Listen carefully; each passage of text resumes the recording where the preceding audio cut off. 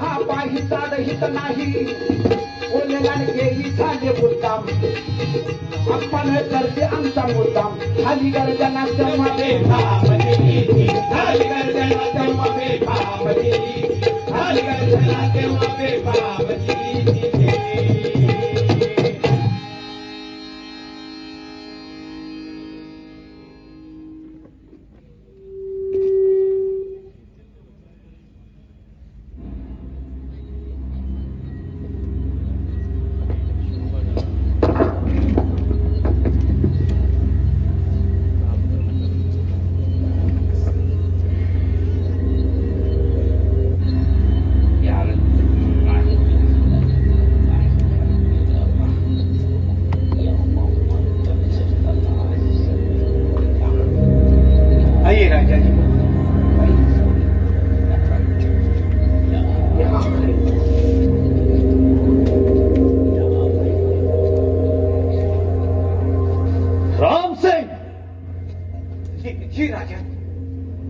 हमसे भी आगे ये कौन खड़ा है?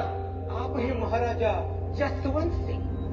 जसवंत सिंह कोंढाण्याच्या कडाखाली आमच्या मावळ्यांकडून मार खाऊन शेपूट घालून पळालेला जसवंत सिंह ज्याला आम्ही ताणून मारला तो आमच्या समोर उभं राहायचं साहस करतोच कसा?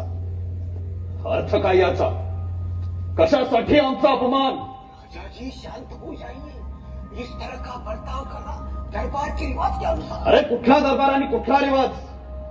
रिवाज पाहायला तुमच्या बादशाहचे गुलाम नाही आहोत आम्ही। आम्ही शिवाजी आहोत आणि आमच्यासाठी आम्ही ठरवू तीच पूर्व दिशा असते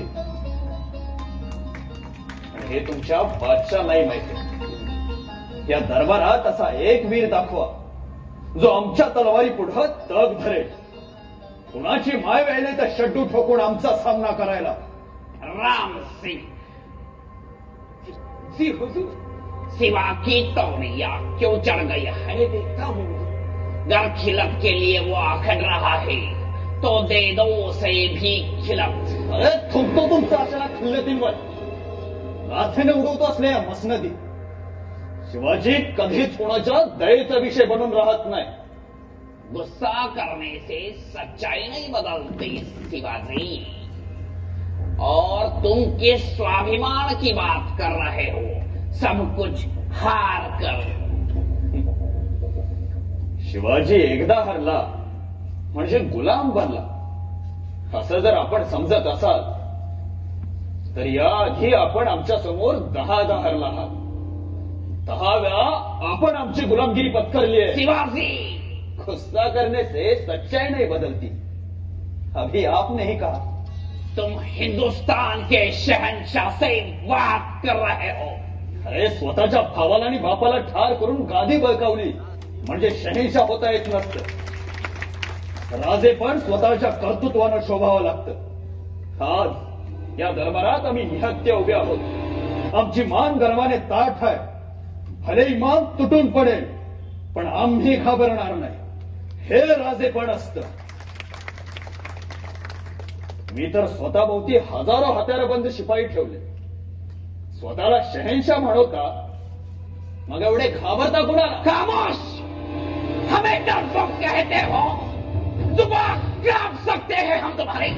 जरूर, पण ही जीवा छाटण्यापूर्वीच या शिवेवरून उडणारी थुंकी तुमच्या या वैभवावर पडेल आणि तोच एक इतिहास बनून जाईल। लक्षात ठेवा, सत्तेची मिजाज आमच्या समोर चालत नाही। अशा एकच नाही तर 4-4 पाईपसांना आमच्या मांडीखाली चिरडून मराठ्यांचा स्वाभिमानी भगवा फडकवणारे आम्ही आहोत। शिवाजी राजे, शहाजी राजे, भोसले।